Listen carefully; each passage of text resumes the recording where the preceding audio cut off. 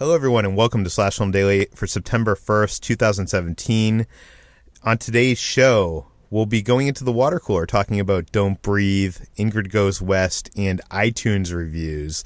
And in the news, we'll be talking about early buzz for Downsizing and The Shape of Water, Alexander Payne and Guillermo del Toro's newest films. We'll be talking about the coolest Star Wars toys from Force Friday 2 and what we've learned about The Last Jedi from them.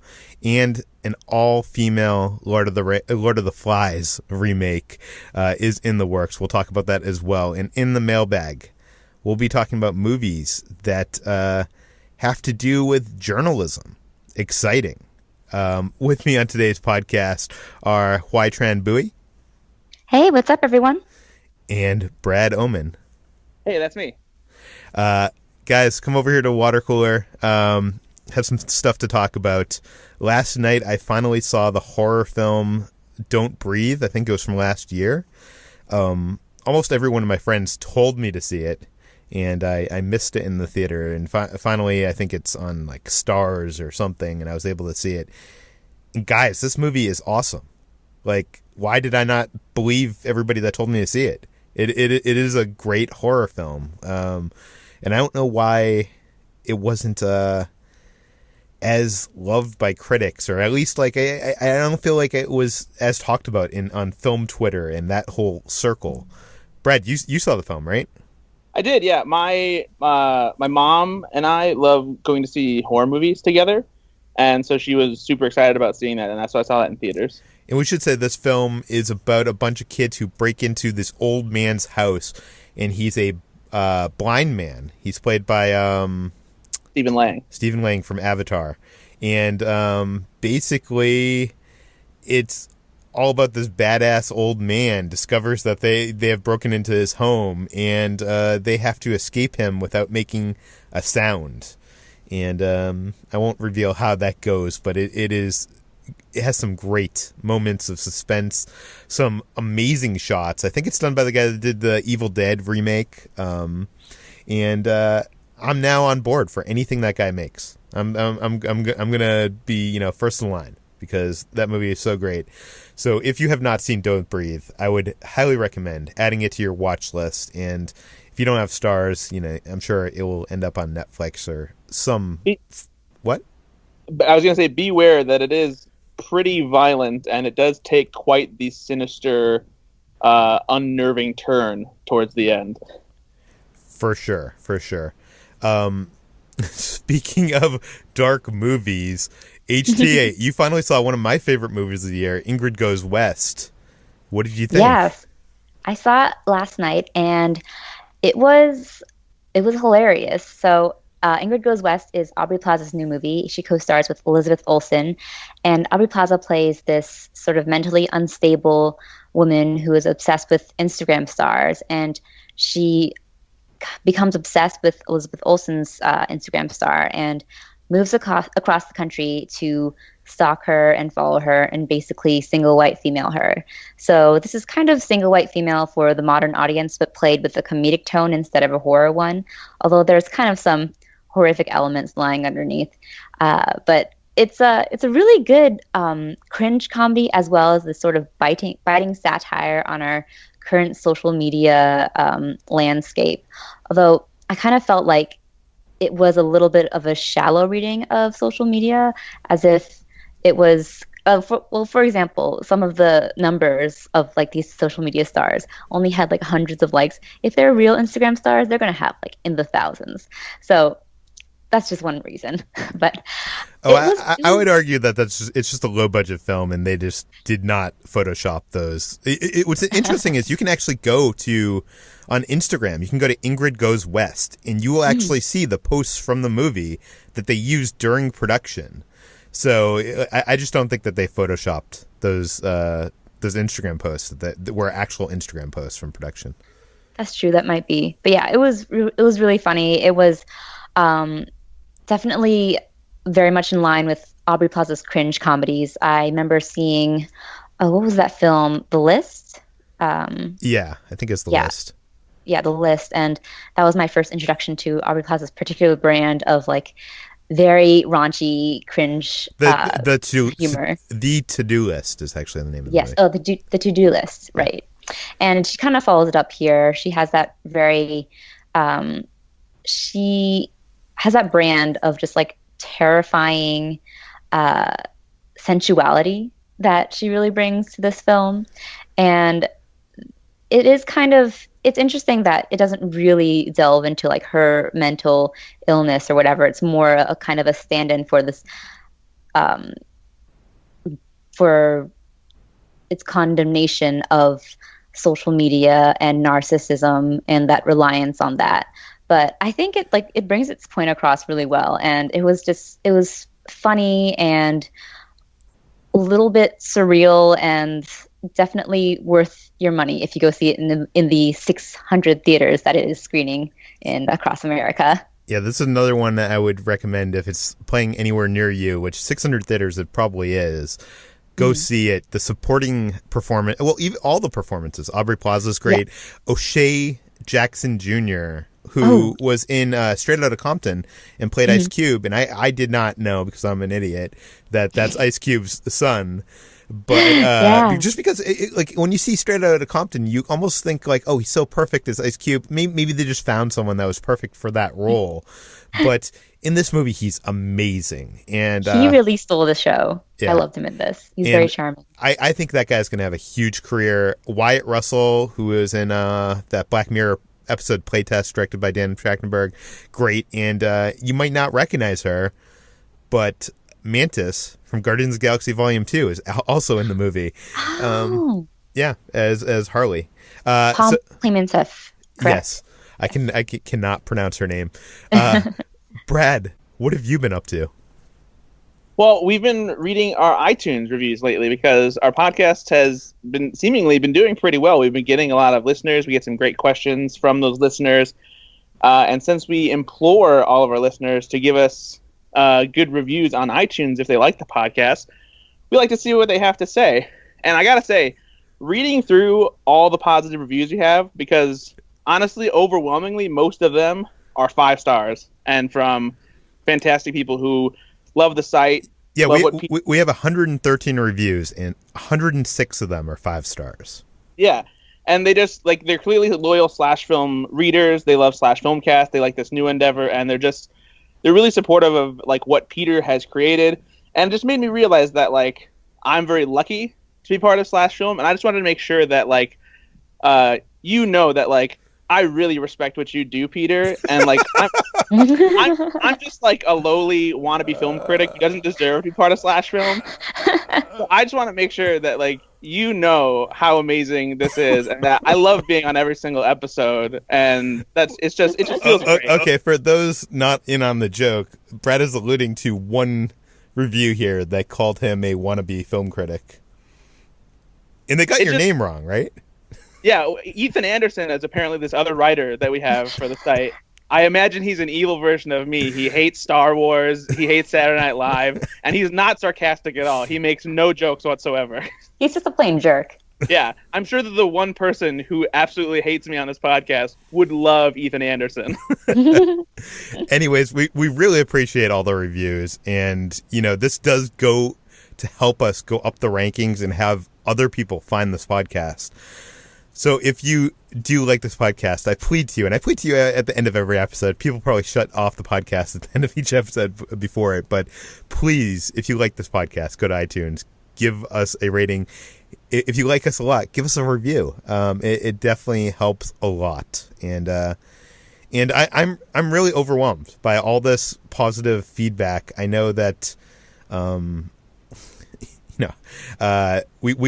This has been a learning experience. I think we've done like almost 50 episodes now, and we're starting to get the hang of it. And I promise, guys, we're going to have opening intro music and an intro and an ending song that's coming. It'll be here one of these days. Just stick with us, and thank you for listening. But let's get into the news. Right now, the film festivals are starting up. Film festival season. Telluride is happening as we speak, and the Toronto International Film Festival is about to begin, and right after that, Fantastic Fest. So we're starting to hear all this early buzz of films that are playing. The first of which I want to talk about is Downsizing, the comedy from Alexander Payne, who, by the way, Election is one of my favorite movies of all time. Brad, what is the early buzz for Downsizing? Yeah, Downsizing. And what is Downsizing, I should say, too? For sure, yeah. So Downsizing just premiered at the Venice Film Festival, which is one of the film festivals you didn't mention, and it will be playing at Telluride. As you said, it's Alexander Payne's new film, and it takes place in a future where scientists have figured out how to shrink humans down to 5 inches as a way to combat overpopulation. So that way we can take up less space, we consume less goods, that kind of thing. And so society has started to build and grow immensely as a very small civilization. And the movie itself follows a couple, Kristen Wiig and Matt Damon, who decide to take part in this new endeavor and shrink themselves, and how it affects their life and that kind of thing. And so the early buzz in the movie is, it sounds like it's great. I'll read one excerpt here that's one of my favorites, pieces of a review from the playlist. It says, "In a way, Downsizing performs a sleight of hand similar to that of The Truman Show, in that you come for the high-concept sci-fi but stay for the characters. Which is not to say that the sci-fi elements are badly handled, though sometimes when tiny people and normal-sized people share the frame, the CGI feels a little unconvincing. We wisely never see the actual shrinking process, just fun before and after details, and even then, it quickly becomes clear that simple sight gags about scale and size differential are by no means the best of the film's humor or insight. Honey, I Shrunk the Kids, it ain't." So it sounds like Alexander Payne has successfully bridged elements of sci-fi with his own filmmaking sensibilities. He's always been really good at crafting kind of quirky, awkward characters and how they approach life and what they're looking for. And to have him combine it with a very high concept like this feels almost like it could be along the lines of his Eternal Sunshine of the Spotless Mind or something like that. For sure. And I got to see, I think, 15, 20 minutes of this at CinemaCon, and it looked incredible to me. I'm very excited about it.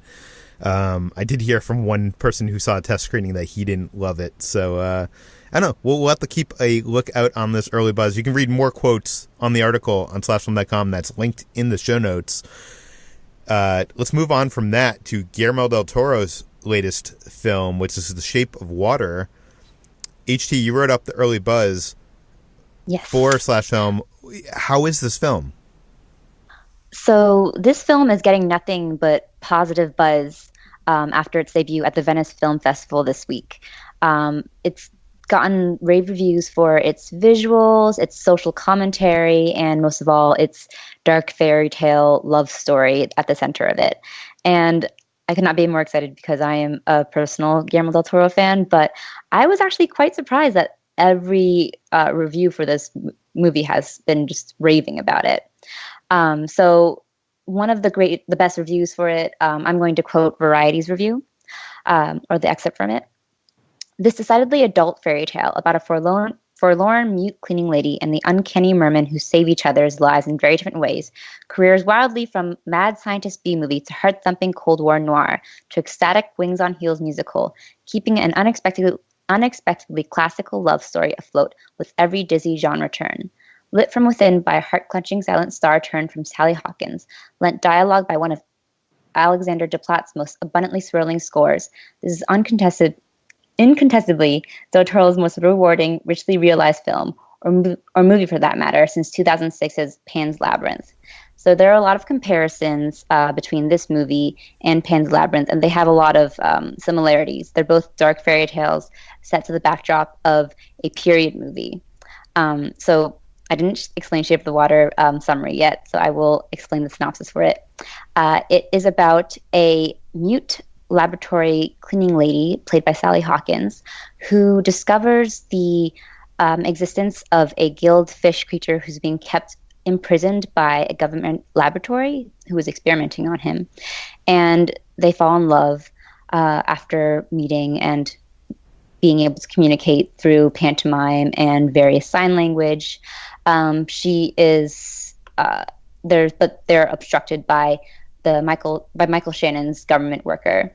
There isn't much more that we know about it except that it's really lush and gorgeous, and apparently the kind of the epitome of Del Toro's work, because a lot of the criticisms he's had over the years has been his fixation on genre and on visuals while kind of throwing aside the importance of plot and narrative. But here it seems there's a really perfect marriage of both, and that he has subdued some of his visuals, and whatever visuals that he has really thrown his all into really are in service of the movie and of the narrative.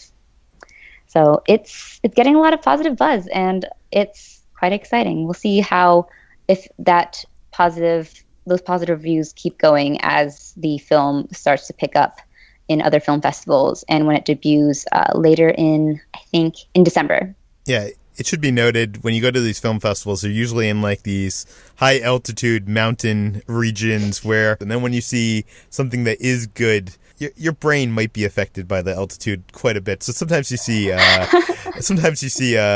more glowing reviews than normal. Not to say that great films don't come from these festivals. I've certainly some of my favorite films the last 10 years have come from Sundance and TIFF and stuff like that. But yes, let's wait until the wider reception for this. I'm certainly excited for this. I'm a huge Del Toro fan. I wasn't so excited to see Crimson Peak, but this one I am excited for. Moving on the news, today is Force Friday 2, and all the new Star Wars Last Jedi items are hitting the stores.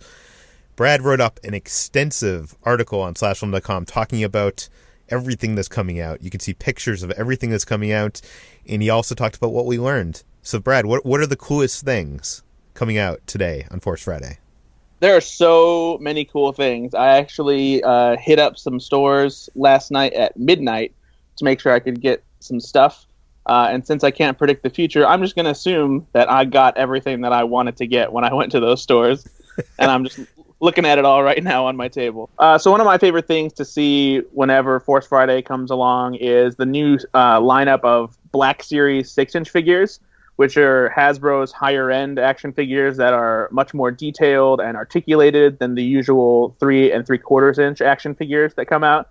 And they have a whole new line for The Last Jedi that's coming out, including, finally, we get the action figure of Luke Skywalker wearing his white and beige robes from the end of The Force Awakens. We get a new version of Rey wearing her new Jedi training gear. The Praetorian Guard, which is the new version of the Imperial Royal Guard that protects Supreme Leader Snoke. The Stormtrooper Executioner, also known as the First Order Judicial. And then there's also going to be a 6-inch Black Series version of Supreme Leader Snoke, who comes with his own throne. Seems like that one may not be coming out until the fall, but they announced it today, and it'll be a GameStop exclusive. So those are the figures that I'm most excited to get my hands on. But there's plenty of other good stuff too. Disney has their own Elite Series figures. There were some interesting details to be noted, surprisingly, from the lineup of the new Funko Pop vinyls. Those are like which we expect will be decimated tonight on Force Friday. I'm sure they will, and maybe we'll have Jermaine Lucien on as a special guest to be, extremely mad about that. Yes. Okay, go on. But yeah, so they released the full lineup of The Last Jedi Funko Pops, and what's interesting is two things. Is first, there are 2 Praetorian Guards that are Walgreens exclusives, and they actually look different from the ones that we saw released in a first look photo from Entertainment Weekly a while back. They have different helmets, and they also have different weapons. So it seems like there are several different kinds of Praetorian Guards that are protecting Snoke, which is kind of cool. One of them has like what looks like a whip, another one has 2 machetes, and then another one has a longer staff with a blade on the end of it. So I think those are going to be quite deadly enemies for presumably Rey and Luke to deal with at some point. And then, surprisingly, I didn't know that this figure was going to be coming out, but Benicio del Toro's mysterious character, who we know only as DJ, is getting his own Funko Pop. And I noticed in the image... Well, Brad, to be fair, everybody gets a Funko Pop. That's true. Everyone does get a Funko. Even the Porgs have Funko Pops. Actually, they have multiple Funko Pops. They do. So what's interesting about the DJ figure is that on his hat he has like this little metal label, it looks like, and it says something on it in Orabesh. And Orabesh is that language that you see all over billboards and things like that in the various Star Wars movies. It's a language that's kind of like a hieroglyphic language in a way, but not quite. And Star Wars fans, obviously, I have translated it so that they know what the signs say in the Star Wars universe. And the bad thing about it is, so far we only, at the time of this recording, we have one image of him. We can only see part of the label on his hat. And it either says Jorn as in Jorn or Join as in join. Because the problem is that I and R in Orabesh look kind of similar, and it's hard to tell whether a certain part of the letter is longer and indicating that it's one letter or the other. So either Jorn is this character's last name, or just the second part of his name, or his hat says something join. By the way, I know this is ridiculous that we go into this level of detail with Star Wars stuff, but we're all Star Wars geeks, and I love that the site dives into this kind of level of geekiness. So if you don't want to just watch Star Wars on a surface level and you want to like search out these clues, like, we go through the trailers shot by shot. That's one of the things I love about this site.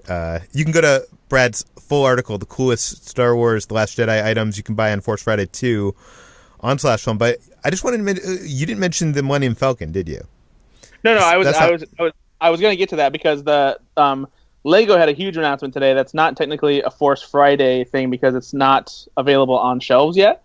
But they announced a brand new Lego set, and it's something they've released before, but they've revamped it and updated it. It's a Ultimate Collector Series edition of the Millennium Falcon, which the Ultimate Collector Series edition are the bigger sets that are insanely more detailed and accurate to what they're trying to recreate. They've released a TIE Fighter previously, and they also released a Snowspeeder.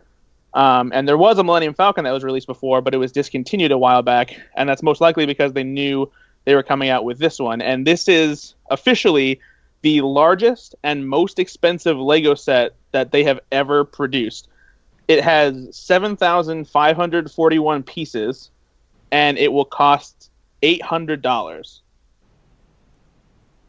It's amazingly detailed. I want this set so bad. I don't know if I'm prepared to spend that much money on it, but what's really cool about it is that unlike the other Millennium Falcons, this has a detailed interior, which includes the Jarek holochess table, all the different interior parts where you can actually fit the minifigures and have them sit, as opposed to just a smaller, more scaled down version of the Millennium Falcon. And yeah, I don't know. It's going to be tough for me not to buy this, but I just don't know if I can justify spending that much money on it. See, for me, it's not the price tag that worries me. It's the space. Like, where do you put this thing once you build it? You have so much room, Peter. You say that, but a lot of it's already taken up, Brad. Okay, let's move on to the last bit of news because we're running late already. An all-female Lord of the Flies remake is in the works. Written by two men, HT. Of course, you wrote this article for slashfilm.com. Mm-hmm. Tell us about it. So Scott McGehee and David Siegel have struck a deal with Warner Brothers. I keep saying that. I think it's funny when you use it in the context of the DC movies, but okay, go on.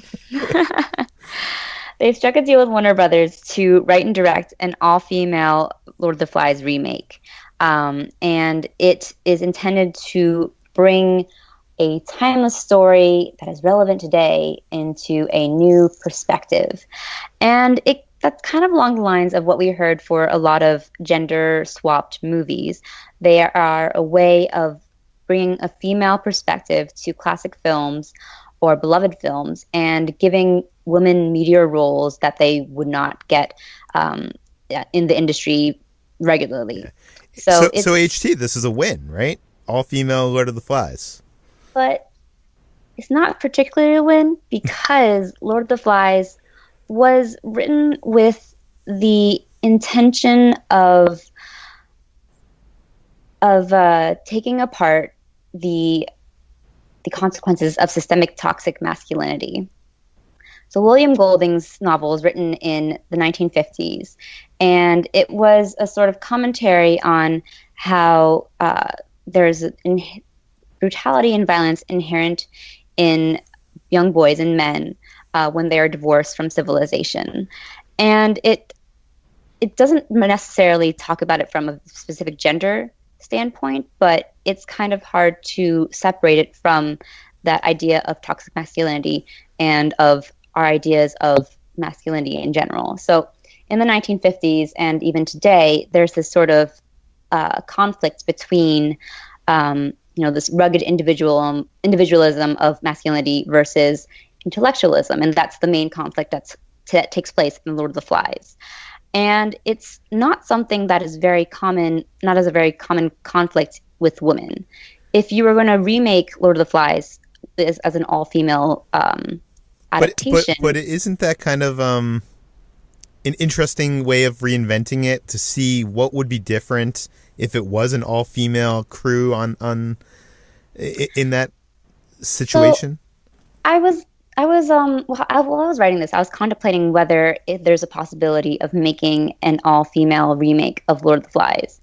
And I think it actually is possible. It would require a much more nuanced take, I think, than we have seen in movies or pop culture to date. And that is because I don't feel that men have a full understanding of the teen female psyche. I think that if men were to write this movie, I am not completely familiar with McGee's and Siegel's work, although I know they've done some films such as What Maisie Knew and Bee Season that are female-centric, but those were also written by female screenwriters. So I think that male screenwriters have a tendency to revert to female stereotypes, the backstabbing, the cat fights, of like these feminine stereotypes. And I think that in order to tackle a story such as Lord of the Flies, you need to have a more nuanced take than that. Because I do think that there's potential for writing a story about flawed, complex, cruel women or cruel girls, and like the capacity they have for cruelty, but it wouldn't be in the same vein as Lord of the Flies. It would be a different story. For sure. To be honest. When you wrote this, when you wrote this article, Slash Film reader Ryan M. tweeted out at us, quote, "It recently became not okay for writers to write characters that have different DNA than them." Mm-hmm. So I wanted to ask you, is that a trend? Like, or is this guy wrong? Like, it seems like he's misguided in this viewpoint. So I think he's definitely speaking about the reaction that we've had to news such as the Lord of the Flies remake and the Confederate HBO series from David Benioff and David Weiss. Those are not the names. Weiss and Benioff. Okay.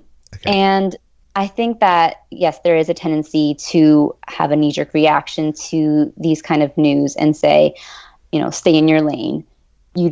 You want to have stories that are authentic and come from a place of experience. And I do think that, if we have more writers of color and more female writers or people behind the scenes, then we'll have a chance for more diversity in stories.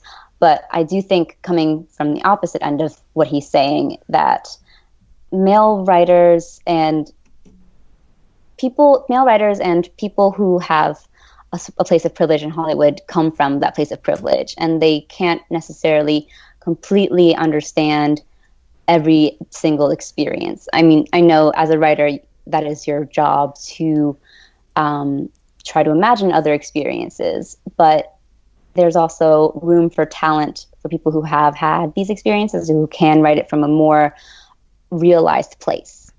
So in terms of Lord of the Flies, I do think that it would be interesting if we were to put forward more stories about teen girls' experiences that aren't just rehashed adaptations of stories that seem extremely narrow extremely suited towards more of a male perspective, Lord of the Flies specifically. So that's my take. It's all kind of, I'm learning about this too, actually. As we talk about these kind of things, and as we talk more about diversity in front of and behind the screen, I think there is room for discussion and discourse, and we shouldn't all just sit back or like have a knee-jerk reaction to just, everyone stay in their lane. But I do think that it should be called out or commented on that they don't necessarily have the expertise to be writing from a teen girl's perspective. Yeah, it's just weird to me, like, when stuff like this is discussed on our site and other sites, all these people come out of the woodwork, SJW, they say, and, whatever, and, like, they're just, like, dismissing your opinion because of, I don't know, politics, whatnot. But I think, like, Black Panther is coming out, and that's a superhero movie with a predominantly black cast. And I think when everybody sees that movie, and I haven't seen the movie, but I think when everybody sees that movie, you're going to see why it was beneficial to have a black director at the helm of that story, because the culture is going to shine through. That's not to say that you can't have Ron and John direct Moana, which is about a Polynesian Disney princess either. But yeah, I think there's definitely a room for this discussion, and I think we're running out of time here, so let's just get to the mailbag. All right. Today in the mailbag, Jacob C. writes in. He says, I'm a huge fan of the podcast. I love listening to you guys every day on the way to school. I'm currently going to the University of Southern Mississippi with a study in mass communication and journalism. Right now, I am interested in inspiration to me in this area, an honest and profound way of showing good people digging deep to find the truth. My question to you guys is, what movies would you recommend that have to do with journalism that are presented in the kind of real and true way? Documentary or feature film?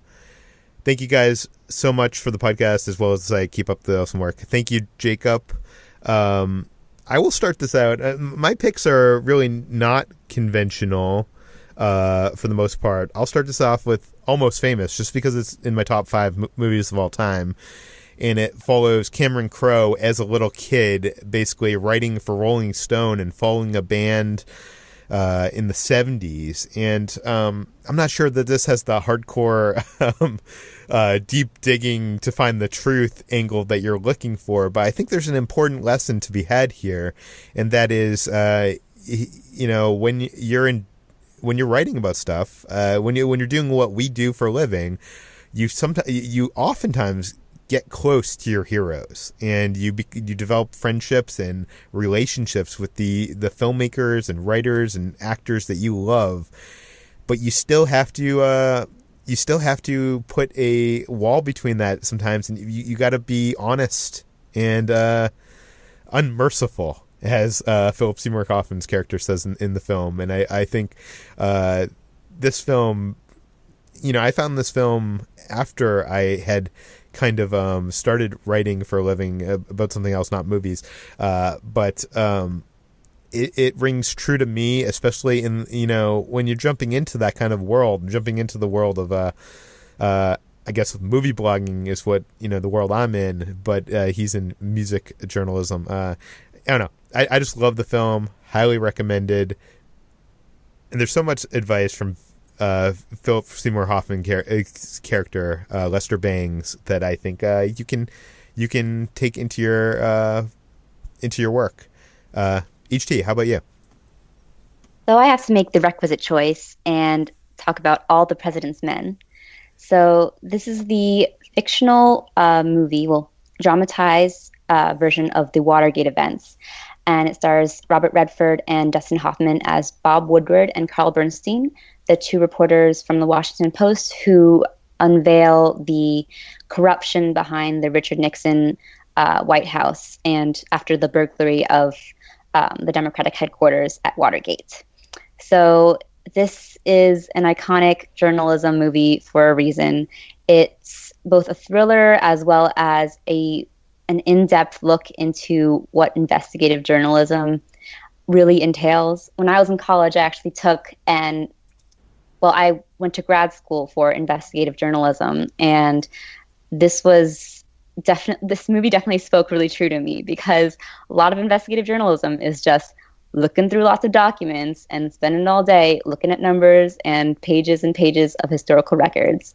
And it's not that fun, but it is really rewarding at the end, and is about finding the truth and finding that accurate version of the truth, rather than just finding some sort of thrilling scandal at the end of the day. Because, they were just local reporters who stumbled upon this court case and ended up unveiling the scandal of the century.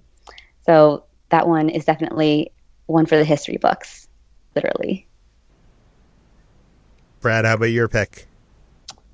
So my first pick that I went is it's a pretty recent movie, and it's really easy for anybody to watch because it's available on Netflix. And that's a documentary that's called Nobody Speak. You might have heard this documentary referred to as the one that's about Hulk Hogan versus Gawker. Hulk Hogan versus Gawker. And that sounds like it would be kind of a gossipy documentary, but what's interesting is what's actually at the core of this documentary are the problems that we're starting to run into when it comes to ethics in journalism, and the corporations and owners who are behind media companies, and how this comes to affect free press, and how news is written, and how it's slanted because of the people who own these media companies, and how some of these media companies are even targeted by people with big pockets who are trying to control the media so that they don't spin stories that aren't in their favor. A big part of the documentary is about explaining the Hulk Hogan case and versus Gawker after they released a sex tape without his permission, and why it's important. But then it dives into the story of some of these newspapers who have been taken over by conglomerate-like people who start to stop their reporters from running stories that paint their companies or what they're doing in an unfavorable light. And you see some of these newspapers are basically just starting to shut down and fall apart because these journalists feel like they can't operate with integrity and with a neutral eye when they have these people backing them. And so it's kind of terrifying in a way, especially during this time when the media is very much under fire from that person in the White House. And it's very troubling, but it's also very eye-opening. It's something that everybody should see, especially during these difficult political times. Another film that's on my list is a 2003 film called Shattered Glass that was directed by Billy Ray and stars Hayden Christensen. Stay with me, guys. Hayden Christensen, I know. Stay with me. He plays a guy named Stephen Glass, and this is based on a true story. He was a young journalist who fell from grace when it was discovered that he fabricated over half of his articles for the publication The New Republic magazine. Hayden Christensen is great in this. I know that a lot of people like to hate on Hayden Christensen, including myself, but this film is a fascinating look at fact-checking. It actually, I think, won a Golden Globe for best performance by an actor. So that goes to show you something. And I love the way it's framed, which I'm not going to kind of spoil for you, but the way it's framed is not exactly the way you'd expect. And I'm not sure if that's available to watch on streaming, but I would go check out Shattered Glass. So my second pick is His Girl Friday, which is a screwball comedy from 1940 starring Cary Grant and Rosalind Russell, directed by Howard Hawks, the king of screwball comedies. It's less about journalism as it is about the electric chemistry between Cary Grant's character and Rosalind Russell, Walter and Hildy, who are divorced reporters who end up working on a story together and clashing and then coming together and reconciling over their differences. And it's just a great, funny movie. I guess I would say it's not really inspirational in terms of how well the journalism is done, because the journalism is kind of second fiddle to the story of Walter and Hildy.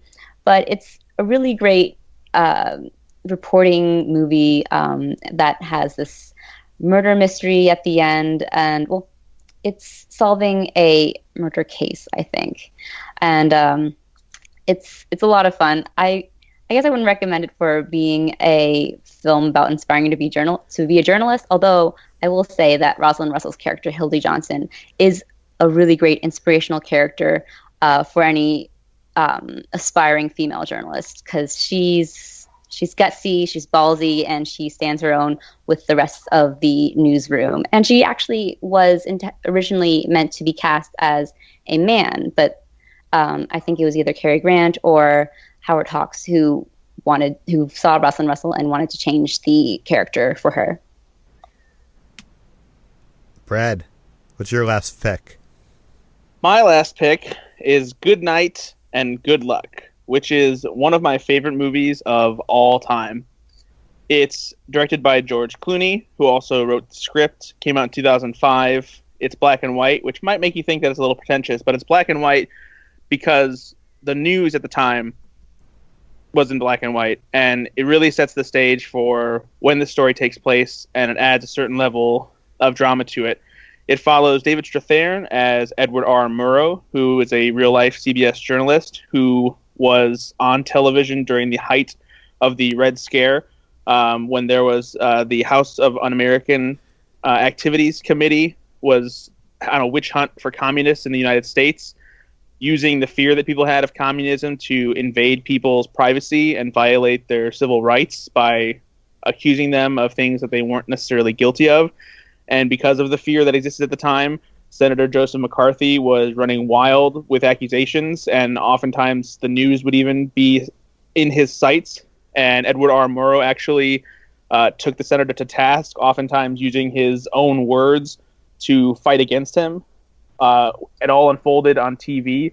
It was this incredible battle between a despicable political giant and this trusted newsman, and you get to see how hard these journalists work to make sure that they have all the facts right, and the risks that they take by going head to head with somebody who has so much control and has the ability to strike fear in people's hearts by ruining their career and lives, by accusing them of something that will essentially blacklist them from ever be able to get a decent job and any association with friends and family because of how big of a deal communism was. There are a lot of parallels between this and what happened in the years following 9/11, and there are certainly some parallels that you can see happening today as well. It's a very relevant and powerful and timely movie.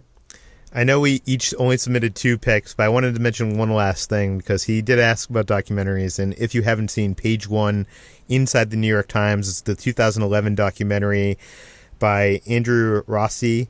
It gives an unprecedented look into the New York Times newsroom and shows you the changing media landscape, both for good and bad. David Carr is like the star of this movie, and I don't think the future of journalism looks like this, sadly, but this film is a must-watch for any journalism major, for sure. And that does it for the mailbag. If you want to submit a question to the mailbag, send them to peter@slashfilm.com. That's peter@slashfilm.com. Please leave your name and general geographic location in case we mention it on the air. Guys, HT, where can we find more of your work online? You can find me at slashfilm.com. I'm on Twitter at HTranBui, and I have a podcast, the Millennial Falcon Podcast, on iTunes. And Brad, where can we find you? Slashfilm.com, on Twitter at Ethan_Anderton. And I have a podcast, too, called Go Flix Yourself, FLIX, available on iTunes and other podcasting platforms. And you can find me at SlashFilm and SlashFilm.com. You can find this podcast published every weekday in iTunes, Google Play, Overcast. Subscribe to it. You'll get the podcasts early before they're published. And as I mentioned before, please give us a rating and review on iTunes. And if you have any feedback for us, Peter@slashfilm.com. We'll see you tomorrow.